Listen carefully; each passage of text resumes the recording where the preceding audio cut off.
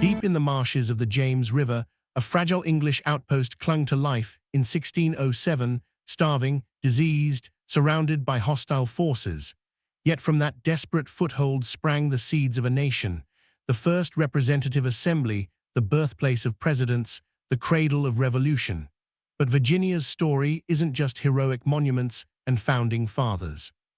It's laced with betrayal, brutal enslavement that became America's blueprint, rebellions crushed in blood, and a legacy of power built on human suffering.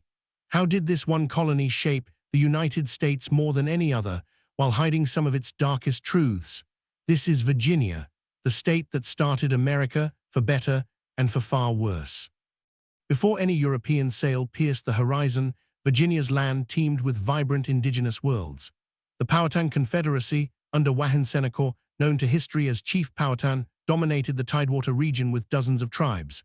They farmed corn, beans, and squash in fertile river valleys, hunted deer in vast forests, and navigated the Chesapeake in dugout canoes. Their society was sophisticated, with alliances, trade networks, and spiritual traditions tied to the land. Then came 1607. 3 ships, the Susan Constant, Godspeed, and Discovery, carried 104 English men and boys to Jamestown Island. Backed by the Virginia Company of London, they sought gold, glory, and a route to the Indies. What they found was swampy misery. The starving time of 1609-1610 reduced them to cannibalism. Only 60 survived the winter. Captain John Smith imposed harsh discipline. He that will not work shall not eat. But salvation arrived not from gold, but from tobacco. John Rolfe experimented with a milder West Indian strain in 1612. It flourished. By the 1620s, tobacco was Virginia's gold rush. Plantations sprawled along rivers. Indentured servants from England poured in, trading years of labor for passage. In 1619, the same year the First General Assembly met at Jamestown, America's first representative body, the White Lion and Treasurer docked with 20-odd Africans captured from a Portuguese slave ship. They weren't immediately chattel slaves. Some gained freedom, married, owned land. But tobacco's hunger for labor hardened lines. By mid-century, hereditary, race-based slavery took root, codifying human ownership into law. The Powhatan watched their world shrink. Alliances frayed, wars erupted. Pocahontas's marriage to Rolfe brought brief peace, but after her death in 1617, violence returned. In 1622, Opechancanough launched a devastating attack, killing a third of the settlers. Retaliation was merciless. English forces burned villages, poisoned wells, sold captives into slavery. Virginia's foundation rested on displacement and domination. By the late 1600s, Virginia had transformed from a failing outpost into England's wealthiest colony. Tobacco fueled fortunes for a planter elite, men like the Bayards, Carters, and Lees, who built grand estates along the rivers. But cracks appeared. Indentured servants, white and black, toiled side by side under brutal conditions.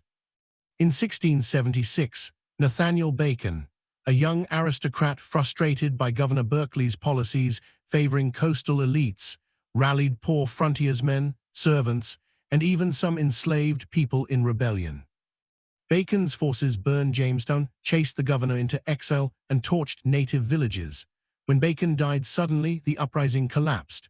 Berkeley hanged dozens, but the elite learned a lesson: unite whites against blacks to prevent future cross-racial alliances. Laws hardened slavery, banning interracial marriage, denying enslaved people rights, making bondage hereditary through the mother. Virginia codified racial hierarchy to secure tobacco wealth.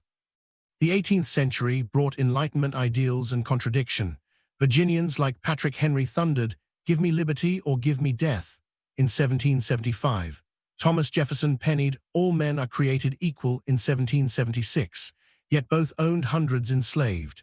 George Washington, the indispensable man, commanded armies while holding people in bondage at Mount Vernon. Virginia led the Revolution, providing troops, strategy, and the decisive victory at Yorktown in 1781, where Cornwallis surrendered. Post-independence, Virginia shaped the nation. Its western lands birthed states like Kentucky, West Virginia, Ohio. 4 of the first 5 presidents, Washington, Jefferson, Madison, Monroe, hailed from here, the Virginia dynasty. James Madison engineered the Constitution, John Marshall forged judicial power as Chief Justice, yet slavery shadowed it all, protected in compromises embedded in the economy. The 19th century exposed Virginia's fractures. Enslaved people resisted relentlessly. In 1800, Gabriel Prosser plotted to seize Richmond with thousands, betrayed, he and 26 others hanged. In 1831, Nat Turner, a literate preacher, led the bloodiest slave revolt in U.S. history, killing around 60 whites in Southampton County. White mobs slaughtered over 100 black people in retaliation. Turner was captured, tried, hanged. Virginia tightened codes, banning enslaved literacy, restricting assembly, fueling fear and repression.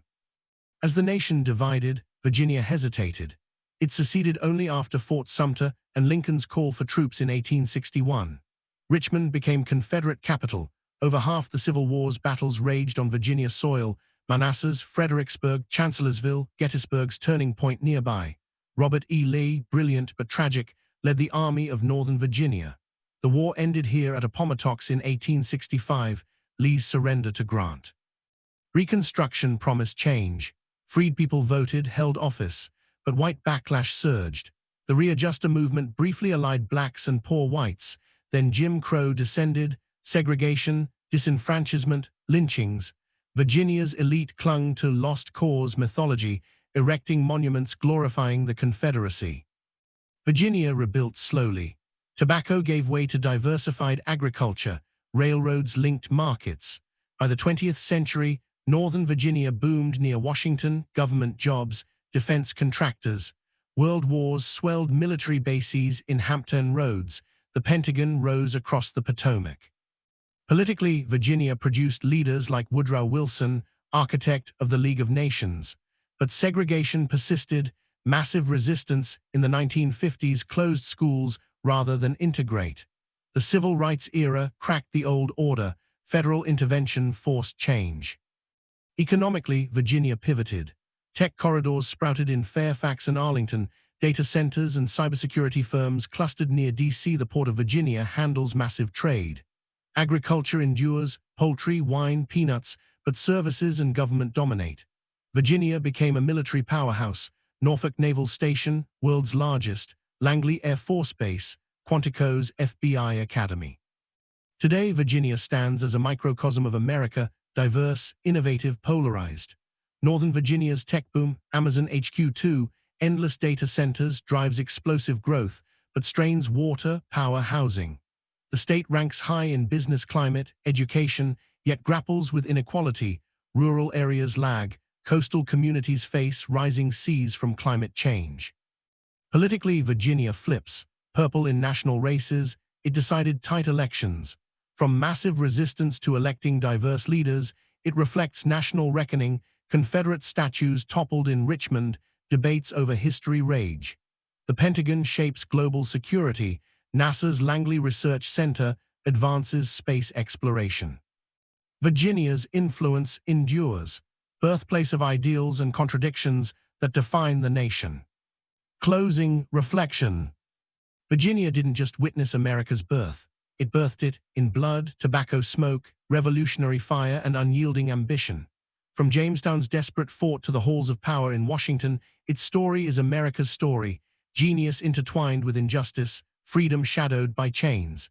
The hidden truths of slavery's blueprint, indigenous erasure, rebellion's cost, remind us that greatness often rests on forgotten suffering.